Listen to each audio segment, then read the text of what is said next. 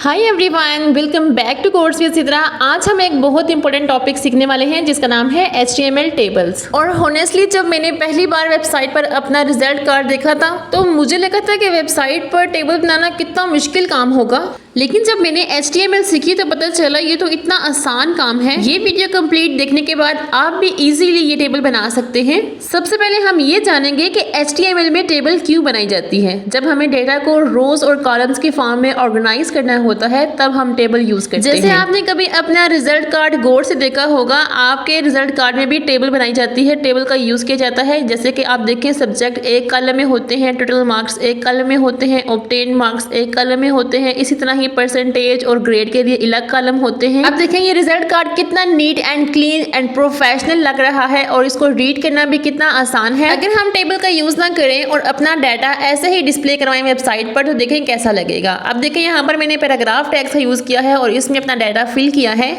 तो देखिए वेबसाइट पर स्टूडेंट का रिकॉर्ड कुछ इस तरह से शो होगा। इसको रीड करना काफी मुश्किल है, काफी टाइम टेकिंग है। स्टूडेंट के मार्क्स कंपेयर करना मुश्किल है, डाटा सारा बिखरा हुआ लगता है। इसलिए हम टेबल का यूज करते हैं क्योंकि टेबल यूज करने से डाटा रीड करना इजी होता है। रोज और कॉलम्स की वजह से इंफॉर्मेशन फौरन समझ आ जाती है, टाइम सेव होता है, यूजर को हर लाइन अलग अलग नहीं पढ़नी पड़ती, एक नजर में सारा डाटा कंपेयर कर सकता है और प्रोफेशनल लुक मिलती है। वेबसाइट ज्यादा नीट और ऑर्गेनाइज लगती है, कंपैरिजन इजी होता है, स्टूडेंट्स के मार्क्स, एज या सिटी को आसानी से कंपेयर कर सकते हैं। लार्ज डाटा को मैनेज करना इजी होता है। फॉर एग्जांपल अगर 100 स्टूडेंट्स का रिकॉर्ड आपने मेंटेन रखना है तो उसके लिए भी आप टेबल का यूज करेंगे। अब देखिए जब हमने टेबल का यूज किया तो रोल नंबर सब स्टूडेंट्स के एक कॉलम में आ चुके हैं, नेम सब स्टूडेंट्स के एक कॉलम में आ चुके हैं और मार्क्स सबके एक कॉलम में आ चुके हैं। अब हर एक स्टूडेंट का रिकॉर्ड रीड करना बहुत इजी है, इनके मार्क्स कंपेयर करना बहुत इजी है।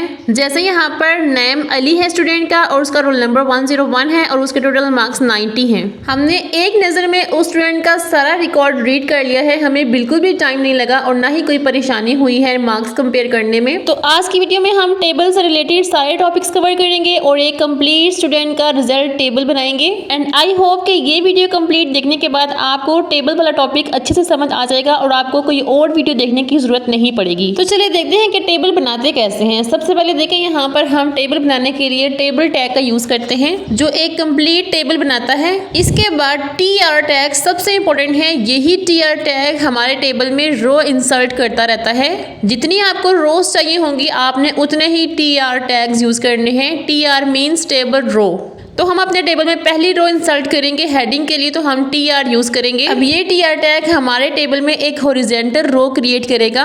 इसके बाद हम सबसे पहले अपने टेबल में ऊपर हेडिंग लगाना चाहते हैं तो हम हेडिंग के लिए टेबल हेडिंग यूज करेंगे जिसको हम TH से रिप्रेजेंट करते हैं HTML में। टेबल हेडिंग ऑटोमेटिकली बोल्ड होती है। जितनी भी आप कॉलम्स ऐड करना चाहते हैं उतनी आप हेडिंग्स लिख सकते हैं। जैसे मैंने यहाँ पर 2 कॉलम ऐड करने हैं अपनी टेबल में, जैसे एक नेम के लिए और एक मार्क्स के लिए, तो इसलिए मैंने 2 TH टैग्स का यूज किया है। और उसके बाद मैंने यहाँ पर टेबल रो को क्लोज कर दिया है, यानी कि मैंने अब इस रो में और कुछ नहीं लिखना।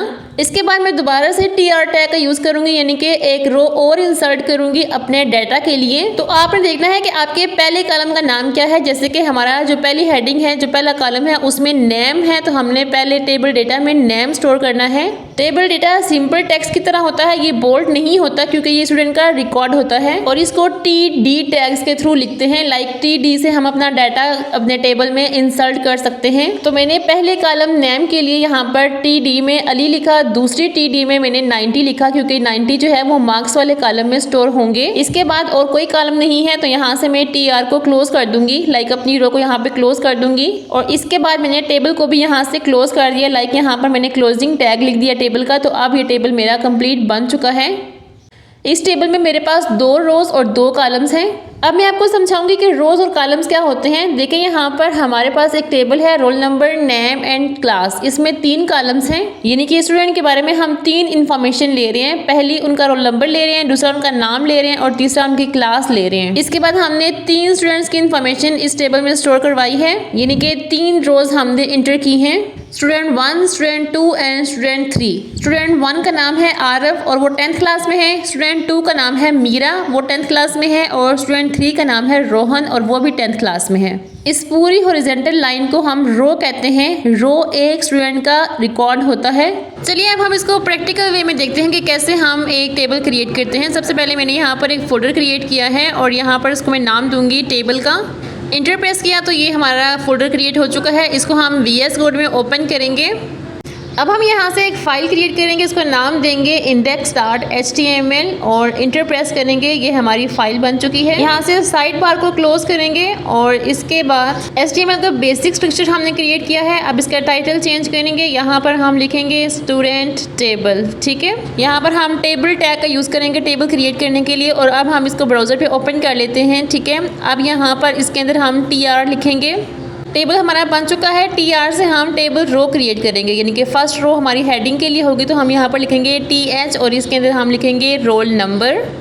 अभी आपको टेबल का कोई बॉर्डर वगैरह नज़र नहीं आएगा, वो बाद में हम थोड़ा सा स्टाइल करके इसके बॉर्डर लेके आएंगे, ठीक है। दूसरी हेडिंग ऐड की है नेम के नाम से और तीसरी हेडिंग हम यहाँ पर ऐड करेंगे मार्क्स के नाम से, ठीक है। स्टूडेंट्स के मार्क्स यहाँ पर लिखेंगे। और अभी हमारे पास 3 कॉलम्स हैं हमारे टेबल में, ठीक है। एक है रोल नंबर, एक नेम और एक मार्क्स।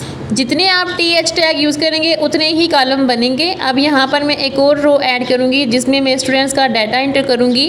अब इस रो के अंदर हमने स्टूडेंट का डाटा इंटर करना है तो उसके लिए हम TD टैग का यूज़ करते हैं। यहाँ पर मैंने 3 TD टैग्स लेने हैं क्योंकि हमने 3 कॉलम्स क्रिएट किए हैं, यानी कि एक रोल नंबर के लिए, एक नेम के लिए और एक मार्क्स के लिए, ठीक है। इसलिए मैंने यहाँ पर TD स्टैटिक 3 इंटर प्रेस किया तो मेरे पास 3 TD टैग्स आ चुके हैं।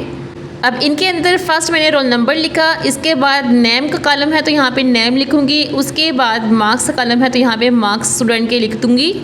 तो आप देख सकते हैं कि हमारा टेबल किस तरह से क्रिएट होता जा रहा है जैसे जैसे हम उसके अंदर डाटा इंटर करते जा रहे हैं। अब यहाँ पर एक और डाटा इंटर करने के लिए हमने रो ली है। यहाँ पर भी 3 मैंने जो है वो एंट्रीज़ करनी है। एक रोल नंबर के लिए यहाँ पर हम रोल नंबर लिखेंगे स्टूडेंट का। ये दूसरा स्टूडेंट है, उसका रिकॉर्ड है 102 रोल नंबर और उसका नाम हम यहाँ पर लिखते हैं आयशा। और उसके बाद हमने उसके मार्क्स लिखने हैं, उसके मार्क्स यहाँ पर लिखेंगे 50। तो आप देख सकते हैं जैसे जैसे मैं TR का यूज़ कर रही हूँ और TD का यूज़ कर रही हूँ तो रो और डाटा इंसर्ट होता जा रहा है हमारे टेबल में। इसी तरह ही हम तीसरे स्टूडेंट के लिए भी यहाँ पर डाटा एंटर करेंगे तो TR टैग लिया, इसके अंदर TD मल्टीप्लाई यहाँ पर 3 करेंगे, यानी कि हमने उसका रोल नंबर, नेम और मार्क्स इंटर करने हैं। इस स्टूडेंट का रोल नंबर होगा 103। इसके बाद इसका नेम हम रख देते हैं अली और इसके बाद इसके जो मार्क्स हैं वो हैं 95। अब आप देख सकते हैं कि हमारे इस टेबल में 3 स्टूडेंट्स का रिकॉर्ड सेव हो चुका है। इस टेबल में हमने 4 रोज़ ली हैं और उसके बाद 3 कॉलम्स लिए हैं। चलिए अब हम इसको थोड़ा सा स्टाइल करते हैं, इसको बॉर्डर वगैरह देते हैं। अब हम सिंपली अपने इस टेबल को बॉर्डर देंगे, ठीक है। यहाँ पर लिखेंगे बॉर्डर और यहाँ पर इसको देंगे 1, ठीक है, यानी कि 1 पिक्सल का एक बॉर्डर यहाँ पर हमने ऐड कर दिया है।